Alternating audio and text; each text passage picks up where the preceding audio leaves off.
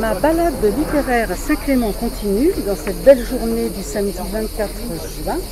Après avoir échangé avec Michel Moati, avec les policiers, Michel Moati, Fred Bolloxen et Frédéric Semon, je rencontre et j'ai le plaisir de retrouver quelqu'un que vous connaissez puisque nous l'avons déjà invité dans Aéropage.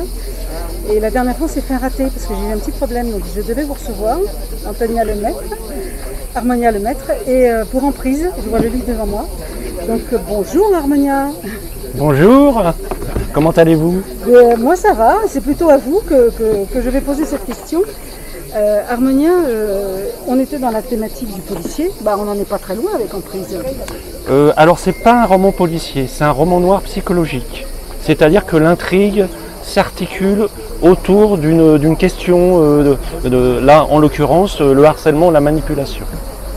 C'était déjà comme ça des personnages troubles psychologiquement déjà dans le premier. Alors oui, effectivement, j'aime bien moi fouiller la psychologie, le comportement des personnages qui sont confrontés souvent à des situations difficiles. Alors là, c'est l'histoire d'un jeune garçon qui a un père très autoritaire et qui, pour regagner sa confiance, son amour, son regard, son attention, il va faire des petites bêtises à l'école parce qu'il est manipulé par un autre élève. Donc ce qu'on appelle le harcèlement. C'est une situation aussi que moi j'ai connue. Et ensuite, dans sa vie d'adulte, il va reproduire ce schéma harceleur-harcelé. Alors, entendons-nous bien, c'est lui le harcelé. Hein. D'accord.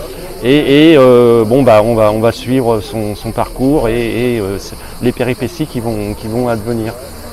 C'est c'est très loin du livre pour lequel on vous avait reçu, mais ce que vous mettez de vous-même dans le livre, on le retrouve.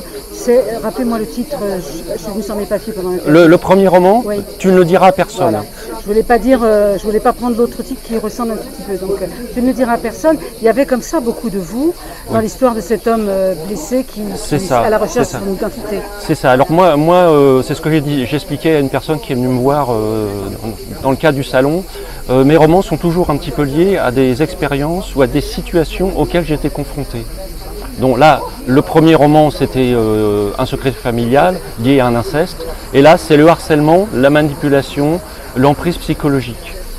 Et que ça soit à l'école ou alors professionnellement, parce que mon personnage, il est aussi confronté à une manipulation dans son entreprise par un DRH, pour ne pas le nommer. Moi aussi, j'étais manipulé par un DRH. Et donc, mes romans ils sont toujours liés à des situations que j'ai vécues moi. Alors, ça reste des romans de fiction, mais c'est vrai que j'aime bien partir de quelque chose de réel. Et puis, il n'y a pas que ça dans votre vie, Harmonia. Oui. Il n'y a pas que les policiers, il n'y a pas que les rapports psychologiquement difficiles, il y a aussi la poésie. Oui, tout à fait. De la poésie. Alors, j'ai écrit énormément de poésie à un moment de mon existence parce que j'avais besoin d'exprimer des émotions, des souffrances, des révoltes, des accomplissements, des tas de sentiments, de sensations qui étaient liées à mon parcours de transition. Parce que j'ai effectué une transition vers le genre féminin, je suis né garçon et j'ai rectifié un peu le tir. Et aujourd'hui, je suis une femme pleinement accomplie. Mais c'est vrai qu'au cours de ce parcours, j'ai ressenti le besoin très très fort d'exprimer, de dépasser, d'écrire des textes qui me permettaient de me sortir un petit peu de cette crise existentielle, de cette crise psychologique. On pourrait dire que ça a été comme une thérapie, l'écriture, pour vous, à un moment ou à un autre? Moi, l'écriture, ça a toujours eu un caractère catharsique. C'est-à-dire que effectivement, ça me permet de dépasser des blocages, des souffrances, et puis aussi d'accomplir des choses heureuses, parce que l'écriture, ça sert aussi à ça, c'est de raconter ce qui va bien. Et puis il y a eu tout le travail après, puisque vous êtes en auto-édition de mémoire. Oui. Tout le travail de présence sur les salons. Oui. Voilà, ça, vous avez même à un moment monté un salon à Sète. Oui, alors. Vous êtes dans plein de ces mouvements, vous pouvez nous en parler aussi? Alors j'ai organisé un salon à Sète parce que j'avais demandé au salon habituel de Sète, qui s'appelle Les Automnales, si je pouvais exposer mes livres. Et ce salon m'a gentiment refusé l'accès à cette manifestation littéraire parce que je n'étais pas un auteur édité par une maison d'édition classique à compte d'éditeur. Et donc j'ai décidé, en réaction à ça, de monter un salon qui a une existence de 2 années.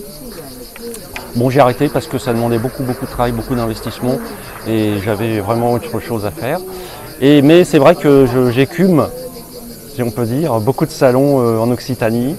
Et c'est un vrai plaisir. Avec plaisir, voilà. C'est un vrai plaisir parce que ça me permet de rencontrer des auteurs, de vous rencontrer aussi. C'est là qu'on s'est rencontrés, je crois.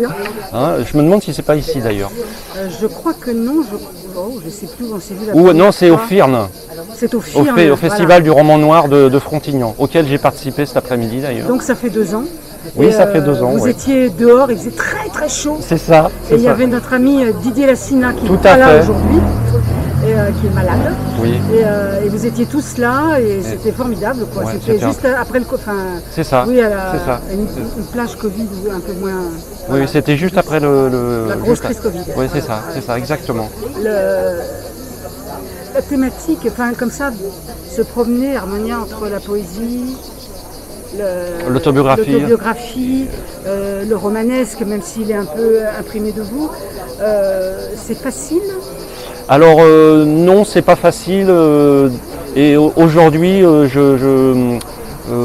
j'aimerais me consacrer uniquement au roman, parce que c'est vraiment un vecteur où on peut, c'est pas autobiographique, mais on peut mettre beaucoup de soi, parce qu'on se détache de la réalité et on est plus convaincant à raconter des situations qu'on a peut-être vécues ou des situations qui sont en lien avec ce qu'on a vécu au travers du roman. Parce que là vraiment on peut aller au bout des caractères, des psychologies, des situations, des contextes historiques et on n'a pas besoin de se mettre en danger. Hein, parce que quand on écrit une autobiographie ou qu'on écrit de la poésie, on se met en danger. Alors ça a aussi sa justification, mais quelque part quand même c'est plus confortable d'écrire un roman. Vous êtes sur un nouveau projet aujourd'hui, Oui, je suis en train d'écrire un roman, alors qui aura une tonalité un peu différente, qui racontera le destin d'une femme. Et ça fait partie aussi d'une démarche personnelle. C'est-à-dire que c'est vrai que dans les 2 premiers romans, j'avais mis en scène surtout des hommes.